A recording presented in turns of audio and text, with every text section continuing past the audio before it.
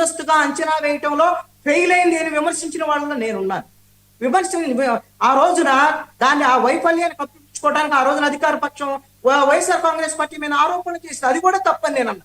కానీ ఈ రోజున ఈ తుఫానుకు సంబంధించినటువంటి నష్టాలని ముందస్తుగా అంచనా వేసి ఆ నష్టాలను నివారించడంలో ఈ ప్రభుత్వం సక్సెస్ అయింది. నేను ఒకటి చెప్తున్నాను, రైతులకు సంబంధించినటువంటి విషయంలో చాలా కీలకమైనటువంటి అంశం. ఎక్కడైతే వరికి సంబంధించినటువంటి పంట మొత్తము కోత దశకు వచ్చి, అంటే వరికి సంబంధించినటువంటి దాని పొట్ట దశకు వచ్చినటువంటి పంట ఆ విధమైనటువంటి స్థాయిలో ఉన్నది. ఈ గాలి వానల వల్ల, వర్షం కంటిన్యూగా ఉండటం వల్ల అది నీళ్లలో పడిపోయినటువంటి పరిస్థితి ఉంది ఒకవైపున. ఇంకా కొన్ని చోట్ల ఇప్పటికే కోతలు కోసినటువంటి ఎక్కడైతే ధాన్యం ఉందో రోడ్ల మీద ఆరబెట్టి ఉన్నటువంటి ధాన్యము తడిచిపోయినటువంటి పరిస్థితి ఉంది. అలాగా తడిచిపోయిన దాని మీద ఎక్కడైతే ఉందో, అదే విధంగా పంట ఎక్కడైతే పొలంలో ఉండి నష్టపోయినటువంటి పరిస్థితి ఉందో దాన్ని సరిగ్గా అంచనా వేసి కనీసంగా వాళ్ళకి ఎంత నష్టం ఉందో అంత నష్టాన్ని తిరిగి ప్రభుత్వం ఇచ్చేటువంటి విధంగా చూడాలి. పత్తికి సంబంధించినటువంటి విషయంలో కాయ దశకు వచ్చి రేపు నవంబర్ నుంచి వాళ్ళు పత్తి ఈళ్ళకి వచ్చేటువంటి దశకు వచ్చింది. ఈ రోజున పత్తి కాయ మొత్తం కూడా ఈ వర్షం దీని వల్ల కుళ్ళిపోయేటువంటి పరిస్థితి ఉంది, తీవ్రమైన నష్టం ఉంది. అదే విధంగా మిర్చి రైతులకు సంబంధించినటువంటి విషయంలో ఇప్పటికే అది పూత దశకు వచ్చేటువంటి దశలో మిర్చికి సంబంధించినటువంటి కొన్ని ప్రాంతాల్లో ఉన్నాయి. ఆ పంట కూడా దెబ్బతిన్నటువంటి పరిస్థితి ఉంది. ఈ సంవత్సరం రైతులు తీవ్రమైనటువంటి ఇబ్బందిని ఎదుర్కొంటారు. ఈ తుఫాన్ ఒక్కటే కాదండి, మీరు గమనిస్తే మొన్న ఎండాకాలంలో వర్షాలు పడ్డాయి.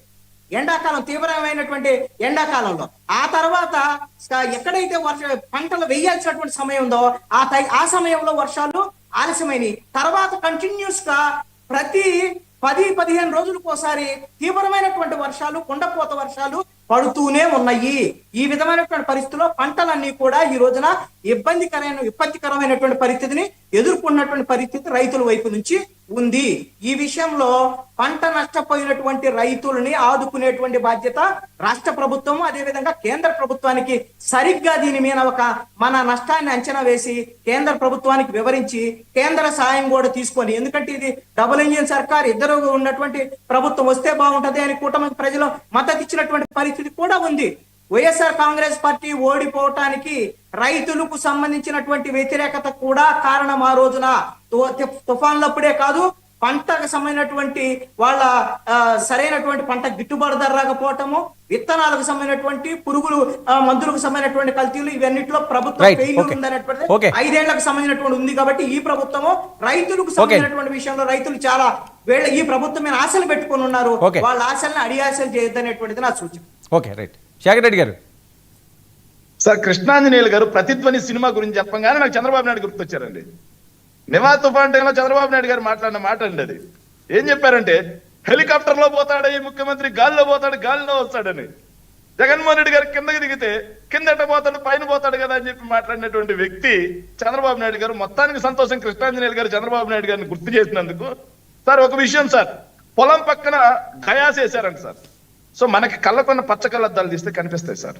ఎందుకంటే ఆయన వెళ్ళింది వరద, ఏదైతే పంట నష్టం ఎంత జరిగింది అని చెప్పి అంచనా వేయడానికి వెళ్ళినప్పుడు కాదు, డయాస్ వేసింది. పంట నష్టం అందించడం కోసం వెళ్ళినప్పుడు అంతా జరిగిపోయిన తర్వాత వాళ్ళకు ఒక అంచనా వేసి అధికారులు మొత్తం డబ్బు మొత్తం రైతులకు అందజేయడానికి వెళ్ళినప్పుడు